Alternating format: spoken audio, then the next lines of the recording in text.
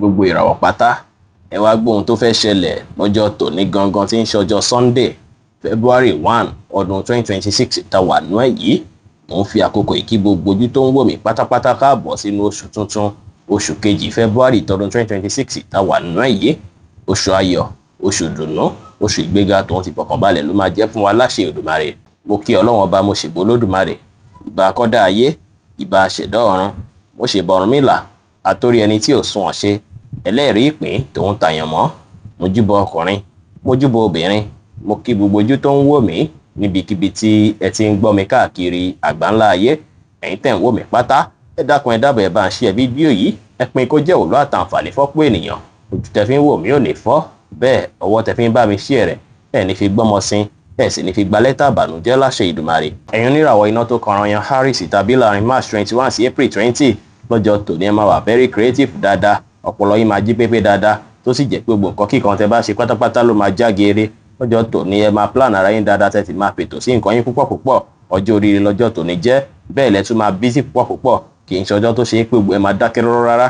Ẹ máa busy dáadáa lọ́jọ́ tòní pẹ̀lú àwọn iṣẹ́ èyí tó wà lọ́wọ́ yín lásìkò yìí. Lọ́jọ́ tòní ní láti tẹpá mọ́ṣẹ́ kí ẹ wà determine láti rí dájú pé ẹ ti ẹ̀ ṣàṣeyọrí lórí àwọn kan tó dàbí iṣẹ́ tẹ́ ti ń patì látijọ́ mẹ́ta.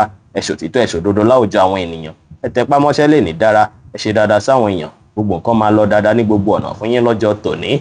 Aago 1 ní ọ̀sán sí aago 2 ní ọ̀sán jí àkókò èyí tó dára jù fún yín tí ń ṣe lucky hour fún yín lẹ́ni tí kọ́lọ̀ góòdù sì jẹ́ kọ́lọ̀ èyí tó dára jù fún yín láti wọ̀ láṣọ ní ọjọ́ tòní. Ẹ̀yin oníràwọ̀ èrùpẹ̀ alámọ̀ Taurus tàbí láàrin April 21 sí May 20 ọjọ́ tòní àṣẹ yín bí ìgbà pé kí ẹ wà nílé kẹ́ ṣàtúnṣe ilé, kẹ́ ṣàwọn àtúnṣe kan pàápàá ìmọ́tótó láyìíká ilé yín lọ́jọ́ tòní á jẹ́ nǹkan tó máa wà lọ́kàn yín. Ọjọ́ tòní jọjọ́ tó dára púpọ̀ láti ṣe àtúnṣe ilé yín, láti jẹ́ kí ilé yín tún dùn rí dáadáa fún àwọn àlejò. Ẹ ní láti ní ìrẹ̀lẹ̀ lọ́jọ́ tòní, ìwà yín gbọ́dọ̀ jẹ́ ìwà ìrẹ̀lẹ̀. Ìyẹn á ràn yín lọ́wọ́ láyìíká yín, ẹ fètò sí nǹkan yín kẹ́ ṣe dáadáa sáwọn èèyàn tó súnmọ́ yín pẹ̀lú. Aago 3 ní ọ̀sán sí aago 4 ní ọ̀sán jí àkókò èyí tó dára jù fún yín tí ń ṣe lucky hour fún yín lẹ́ni tí kọ́lọ̀ orange sì jẹ́ kọ́lọ̀ èyí tó dára jù fún yín láti wọ̀ láṣọ ní ọjọ́ tòní.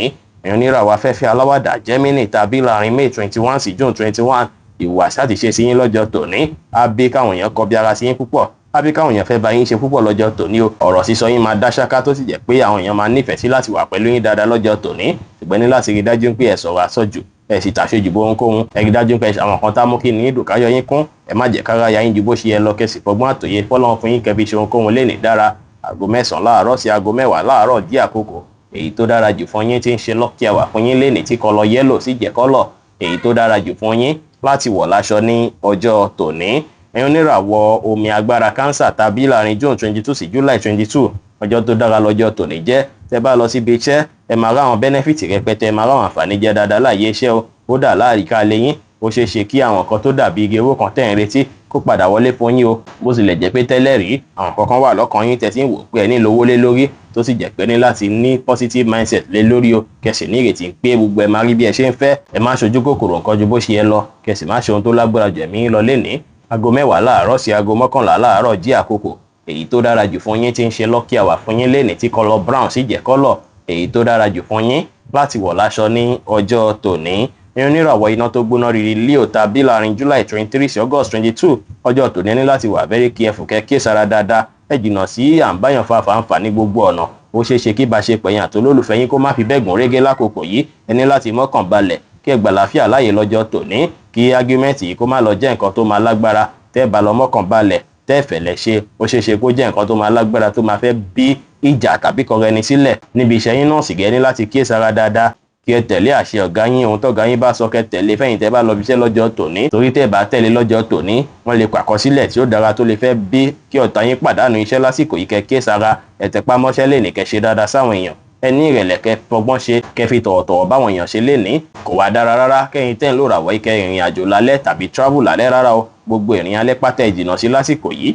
Aago 2 ní ọ̀sán sí aago 3 ní ọ̀sán jí àkókò èyí tó dára jù fún yín tí ń ṣe lucky hour fún yín lẹ́ni tí kọ́lọ̀ wáìnì sì jẹ́ kọ́lọ̀ èyí tó dára jù fún yín láti wọ̀ láṣọ ní ọjọ́ tòní. Ẹ̀yin oníràwọ̀ erùpẹ̀ funfun Virgo tàbí láàrin August 23 sí September 23 ó ṣeé ṣe kí nǹkan rẹpẹtẹ máa wà lọ́kàn yín lọ́jọ́ tòní tẹ́ máa ṣe ròyìn nípa rẹ̀. Ọjọ́ tòní ó ṣeé ṣe kí ẹ wà confused nípa àwọn kankan nínú ìgbésí ayé yín. Ọjọ́ tòní jọjọ́ tó ṣe é pó dára kẹ́ fi dá wà lẹ́yìn nìkan kí ó má sáriwo kankan láyìíká yín. ẹ̀yin àtẹlẹ́dàá yín kẹ́ plan ìgbésí ayé yín dáadáa, kẹ́ ṣe prayer lásìkò tí ẹ fi dákẹ́ rọ́rọ́ yìí, kẹ́ rí dájú pé ẹ jìnnà sí gbogbo èròǹgbà tí ó tọ́ pátápátá, kẹ́ sì ṣàwọn kan tá mú kí inú yín dùn káyọ̀ yín kún, ẹ wà positive minded, kẹ́ sì wá àkókò láti ṣe prayer bí a ti ṣe sọ. Aago 4 ní ìrọ̀lẹ́ sí aago 5 ní ìrọ̀lẹ́ jẹ́ àkókò èyí tó dára jù fún yín tí ń ṣe lucky hour fún yín lẹ́ni tí kọ́lọ̀ bíjì sì jẹ́ kọ́lọ̀ èyí tó dára jù fún yín láti wọ̀ láṣọ ní ọjọ́ tòní. ẹ̀yin oníràwọ̀ afẹ́fẹ́ má rí mi fín Libra tàbí láàrin September 24 sí October 23 ọjọ́ tó dára lọ́jọ́ tòní jẹ́, gẹ́gẹ́ bẹ́ẹ̀ ṣe jẹ́ni tó wà very social. Ọjọ́ tòní jọ́jọ́ tó ṣe é pé ẹ máa wà socially active dáadáa, ìhùwàsí àti ṣe sí yín ajẹ́ tó máa wà friendly, tó ṣe é pé àwọn èèyàn tó rọ̀gbà yín ká máa nífẹ̀ẹ́ sí yín púpọ̀. Ọjọ́ tòní jọ́jọ́ tó ṣe é pé ẹ ní láti free pẹ̀lú àwọn èèyàn, kẹ́ bá àwọn ọ̀rẹ́ ṣe, kẹ́ bá àwọn èèyàn tó súnmọ́ yín ṣe. Tẹ́ bá ṣe lé ó ṣeé ṣe káwọn advantage kan, àwọn èrè kan kó wọlé láti bẹ̀. Aago 3 ní ọ̀sán sí aago 4 ní ọ̀sán jí àkókò èyí tó dára jù fún yín tí ń ṣe lucky hour fún yín lẹ́ni tí kọ́lọ̀ brown sì jẹ́ kọ́lọ̀ èyí tó dára jù fún yín láti wọ̀ láṣọ ní ọjọ́ tòní. ẹ̀yin oníràwọ̀ omi tútù Scorpio tàbí láàrin October 24 sí November 22, tẹ́ bá ní nǹkan tẹ́ ṣe látijọ́ mẹ́ta, bóyá aṣẹ́ kan ní àsìkò tó dára jù lélẹ̀ láti gbájúmọ́ láti rí dájú pé ṣàṣeyọrí lórí wọn. tí ẹ bá ṣe léyìí ó ṣeé ṣe kí ó dàbí additional stress fún yín láwọn ọjọ́ tá à ń wò lọ́ọ̀kan yìí. ẹ wà active, kẹ́ gbájúmọ́ṣẹ́, kẹ́ tẹpámọ́ṣẹ́ dáadáa. Lọ́jọ́ tòní tí ń ṣe Sunday yìí kò ń ṣọjọ́ tó ṣe é pé ẹ máa ní pé bóyá tiẹ̀ fẹ́ fi sinmi rárá. Tẹ́ bá níṣẹ́ tó wà nílẹ̀ fún yín, ẹ rí dájú pé ẹ ṣe, ṣùgbọ́n má kánjú ju bó ṣe lọ lórí ohunkóhun. Ẹ wà focus, kẹ́ sì fètò sí nǹkan yín pẹ̀lú. Aago 1 ní ọ̀sán sí aago 2 ní ọ̀sán jẹ́ àkókò èyí tó dára jù fún yín tí ń ṣe lucky hour fún yín lẹ́ni tí kọ́lọ̀ orange sì jẹ́ kọ́lọ̀ èyí tó dára jù fún yín láti wọ̀ láṣọ ní ọjọ́ tòní. ẹ̀yin oníràwọ̀ inú àtùpà Sagittarius tàbí láàrin November 23 sí December 22, ire máa wọlé fún yín látọ̀nà jíjìn lọ́jọ́ tòní o. Ọjọ́ tòní tó jọjọ́ tó ṣe é pé ó ṣeé ṣe kí ọ̀rọ̀ bí ẹ̀sìn kó wà lọ́kàn yín rẹpẹtẹ. ẹ rí dájú pé ẹ stick pẹ̀lú ẹlẹ́dàá yín, ẹ gbárùkù sí ẹlẹ́dàá yín lọ́jọ́ tòní. ẹ ṣe ìwúre, kẹ́ ṣe prayer dáadáa, kí ẹ dúpẹ́ lọ́wọ́ ẹlẹ́dàá yín fáwọn oore tó ṣe é pé ẹ rí àti oore tó ṣe é pé ẹ ò rí. Àwọn ìṣọ́ àtààbò tọ́lọ́run bá ti ń fi fún yín láti gbà tẹ́tí kéré títí wá dìgbà yìí, ẹ rí dájú pé ẹ dúpẹ́, kẹ́ dúpẹ́ pé òkun lọ́wọ́ Olódùmarè ọba tó dá yín. Travel wá wà lọ́nà fọ́pọ̀lọpọ̀ yín tẹ́ ń lò ràwọ̀ yìí o, kẹ́ gbáradì. Travel ilé bí ire fún yín lásìkò tí a wà yìí. Ẹ má sùn láì tọ́nà sùn rárá lè ní o. Ẹ má wọṣọ dúdú birimù látòkè délẹ̀. Ẹ má dá sọ́rọ̀ tí wọn pè sí àbẹ́ ìtí ọkàn yín. Ẹ ní ìrẹ̀lẹ̀, kẹ́ ṣe dáadáa sáwọn èèyàn. Gbogbo pílànù tẹ́ bá wá ní fún dáadáa, ẹ pamọ́ láṣìírí kó lè rí bí ẹ ṣe ń fẹ́ o. Aago 12 ní ọ̀sán sí aago 1 ní ọ̀sán jí àkókò èyí tó dára jù fún yín tí ń ṣe lucky hour fún yín lẹ́ni tí kọ́lọ̀ red sì jẹ́ kọ́lọ̀ èyí tó dára jù fún yín láti wọ̀ láṣọ ní ọjọ́ tòní. ẹ̀yin oníràwọ̀ èròpè eruku Capricorn tàbí láàrin December 23 sí January 19, ọjọ́ tòní jọjọ́ tó ṣe é pé ẹ máa ní láti fi ronú jinlẹ̀. Ọjọ́ tẹ́ fi introspect lọ́jọ́ tòní jẹ́ tó ṣe é pé ẹ máa ronú nípa àwọn nǹkan tó ti ń ṣẹlẹ̀ látẹ̀yìnwá, nǹkan tó ń ṣẹlẹ̀ lọ́wọ́lọ́wọ́ àti bọ́jọ́ iwájú ṣe fẹ́ dára. Ọjọ́ tòní sì rèé, ìbáṣepọ̀ láàrin ẹ̀yin àtàwọn tó súnmọ́ yín pẹ́kípẹ́kí ó ṣeé ṣe kó dára púpọ̀, kí ẹ ní connection tó dára. Ìfọ̀rọ̀wérọ̀ láàrin ẹ̀yin àtàwọn tó súnmọ́ yín sì rèé, ó ṣeé ṣe kí ó bí ìpòpadà ọ̀tun nínú gbèsè ayé yín. Ẹ rí dájú pé ẹ báwọn èèyàn sọ̀rọ̀ pẹ̀lú ìfẹ́, ẹ báwọn èèyàn ṣe pẹ̀lú àwàdà àti ẹ̀rín, kí ẹ sì fi ìgboyà ṣohunkóhun lè ní dára. Aago 6 ní ìrọ̀lẹ́ sí aago 7 ní àṣálẹ́ jí àkókò èyí tó dára jù fún yín tí ń ṣe lucky hour fún yín lẹ́ni tí kọ́lọ̀ wáìnì sì jẹ́ kọ́lọ̀ èyí tó dára jù fún yín láti wọ̀ láṣọ ní ọjọ́ tòní.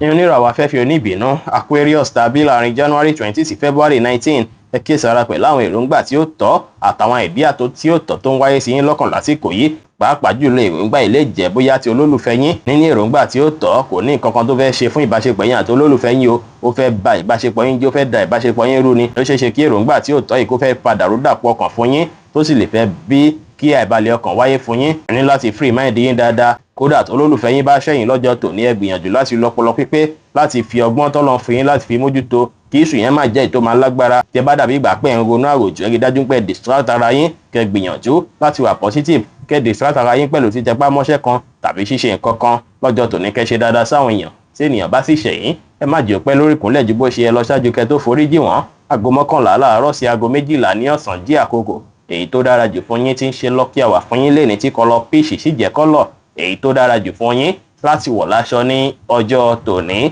Ẹ̀yin oníràwọ̀ omi tí kì í ru Pisces tàbí láàrin February 20 sí March 20, ọjọ́ tòní jọjọ́ tó ṣe é pẹ́ ní láti kíyèsára pẹ̀lú ìlera ara yín.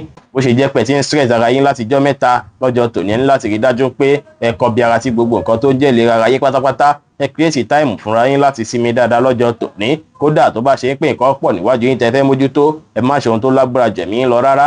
ẹ ṣe dáadáa sáwọn èèyàn lè ní kí ẹ wulẹ̀ gbajúmọ̀ ìlera ara yín dára, bẹ́ẹ̀ sì ní kí ẹ gbẹ̀láfíà láàyè. situation èyíkéyìí tó bá sì wáyé lọ́jọ́ tòní, ẹ má jẹ́ kí ìmọ̀lára yín lágbára jù yín lọ lọ́jọ́ tòní lórí rẹ̀. Ẹ fọgbọ́n ṣe lọ́jọ́ tòní dára. Aago 7 ní àṣálẹ́ sí aago 8 ní àṣálẹ́ jí àkókò èyí tó dára jù fún yín, tí ń ṣe lucky hour fún yín lẹ́ni tí kọ́lọ̀ olive green sì jẹ́ kọ́lọ̀ èyí tó dára jù fún yín láti wọ̀ láṣọ ní ọjọ́ tòní. Bí ó ṣe jẹ́ nìyẹn fún gbogbo irúfẹ́ ìràwọ̀ méjìlá tó wà pátá. Ẹ̀yin tẹ́ ń wò mí pátá, ẹ má gbàgbé pé Ọlọ́run bo Olódùmarè nìkan lọ́ba tó ní ìmọ̀ jùlọ. Ẹ̀yin tẹ́ fẹ́ ṣèwádìí onírúurú láǹfààní àti kàn sí wa ní WhatsApp 09033897161. Ire gbogbo ajẹ́ tiwa lónìí, lọ́sẹ̀ yìí, lóṣù yìí àti ní gbogbo ọjọ́ ayé wa láṣẹ Ìdùmarè. Ire o.